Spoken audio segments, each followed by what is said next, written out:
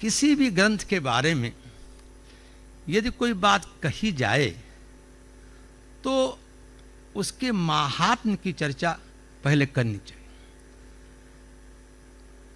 महात्म ज्ञानम बिना स्वरूप ज्ञानम न भवति।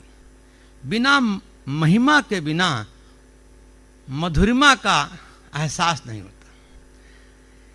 वैसे तो भागवत जी की महिमा अनेक संहिताओं में, पुराणों में, अन्य ग्रंथों में पाई गई, लेकिन विशेष रूप से पद्म पुराण, स्कंद पुराण और वायु पुराण में आई है। श्रीमद् भागवत का जो प्रथम महात्म का प्रथम श्लोक है, पूज्यपाद धर्म सम्राट करपात्री जी महाराज ने वृंदावन में सिर्फ इसी पर ही 7 दिन भागवत कह दी थी। पूज्य कृपा शंकर महाराज जी तो इस श्लोक की व्याख्या में तो 15 दिन लगाते थे। सच्चिदानंद रूपाय विश्वोत्पत्त्यादि हेतवे तापत्रय विनाशाय श्री कृष्णाय वयम नुमः। जो परमात्मा सतः स्वरूप है, जो परमात्मा चित स्वरूप है, जो परमात्मा आनंद स्वरूप हैं, जो इस संसार की जगत की उत्पत्ति करने वाले हैं, उसका पालन करने वाले हैं और स्वयं अपने में लीन करने वाले हैं, ऐसे परमात्मा को तापत्रय विनाशाय, तीनों प्रकार के ताप का शमन करने वाले श्री कृष्णाय वयम नमः। अब यहां प्रश्न हो गया कि श्री कृष्णाय वयम नमः, ये श्री बहुत महत्वपूर्ण है। पूज्यपाल आचार्य जी ने पढ़ाया कि बेटा ये श्री जो है, ये श्री और कृष्ण के बीच में सारी गोपिकियां, सारे लोग समाये हुए हैं। श्रिया सहित कृष्ण इत श्री कृष्ण। हमारे यहाँ वैष्णव में सबके यहाँ, हमारे यहाँ जो है युगल की उपासना है। राधा कृष्ण, गौरी शंकर, सीताराम, हम युगल की उपासना करते हैं। तो श्रिया सहित कृष्ण इत श्री कृष्ण। जो श्रिया जी के साथ हैं वो श्री कृष्ण। अथवा अब कोई सेवा कर रहा है, श्रेयते हरिम यासा श्री। जो हरि की सेवा करती हैं वो श्री। अब उलट रहा है, हरिणाप श्रीयते यासा श्री। जिसकी हरि सेवा करते हो वो श्री। अब बड़ा विचित्र हो गया कि जिसकी हरि सेवा करते हो वो श्री। रसखान जी ने लिखा, बापू ब्रह्म में ढूंढो पुराणन गानन में, वेद ऋचा सुन चौगुन चायन, और देखो सुनो कबहु न कितय, वो कैसे वो रूप वो कैसे लुभायन, और टेरत टेरत हारी गयो, रसखान बतायो न लोग लुगायन, और देख दुरे वह कुंज कुटीर में बैठ पलोटत राधिका पायन।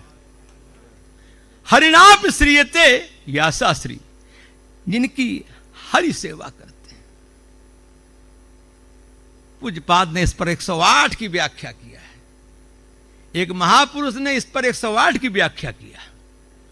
एक और व्याख्या करके आगे बढ़ेंगे क्योंकि समय की सीमा ही है। तो अब और श्री क्या है? भक्ता नाम दुख गाथा श्रीमंतम भगवंतम श्रावयत यासा श्री। हे प्रभु, जो राधा जी भगवान का चरण संबंध करती हैं, हे नाथ ये बड़ा विरही है, ये बड़ा दुखी है, हे नाथ इस पर आप कृपा कर दो।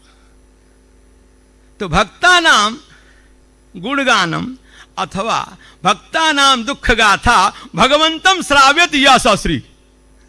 जो भक्त के दुख की गाथा, भक्त का गुणगान भगवान को सुनाती हैं, यासा श्री, वो श्री।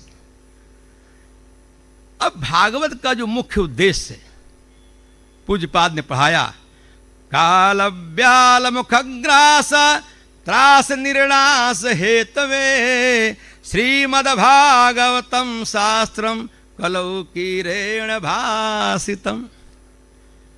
काल व्याल मुखग्रास, हम सभी जो है काल के मुख में पड़े हुए हैं बापू। ये सभी लोग कोरोना में जो बच गए हैं, तेरा आखे रघुवीर जो उभरे यही काल में। अब एक अजगर का मुंह खुला हुआ है और उसमें एक चूहा कूद रहा है। वो कब तक कूदेगा? जब तक कि अजगर का मुख बंद न हो जाए। काल ब्याल मुखग्रास त्रास निर्णात हेतवे श्रीमद् भागवतम शास्त्रम कलव किरण भासितम। यह बात प्रसिद्ध है। तोता उसी फल को चखता है जो फल मीठा होता है, सुग्गा उसी को टोट मारता है जो मीठा होता है। ये किसी ऐसे पक्षी का छुआ हुआ नहीं है। वृक्ष पर सभी पक्षी आते हैं। पूज्य सुखदेव महाराज जी ने किया। और जब सुखदेव जी कथा सुनाने पहुंचे तो बड़ी विचित्र घटना घटी। सुधा कुंभम गृहीत्वैव देवास्तत्र समागमन। अमृत कलश लेकर आए और कहा कि महाराज आप ऐसा करो, अमृत पिला दो महाराज परीक्षित को, हमको कथा दे दो। एक बहुत अच्छे हिमालय के संत भारती जी ने मुझ पर इस पर विचार दिया कि ये सुखदेव जी की लीला थी कि देखें जब वार्ता हो रही है, उस वार्ता क्रम में इनको प्रायश्चित है, आत्मबोध हुआ है, या मृत्यु के भय से भाई ये कथा चल रही है और कोई बापू की कथा चल रही है। हम तो बाल काल से बापू आपको बहुत सुने हैं और आपका विश्वविख्यात मधुर गीत हरे रामा रामा श्री राम, वो तो अंदर सबके बसा हो। तो अगर बापू की कथा हो रही हो और कोई कहे बापू ऐसा करो, ये सब कथा श्रोताओं को हटाओ और हमसे आप खूब धन ले लो, कथा सुनाओ, ये संभव है? ये सुखदेव जी का जो है, सुखदेव जी महाराज जी ने बौद्धिक परीक्षण किया राजा परीक्षित का। जब वार्ता हो रही थी तो अमृत कलश लेकर आए और कहा कि जो है आप अमृत जो है वो पिला दीजिए राजा परीक्षित को और जो है हमको कथा का दान कर दीजिए।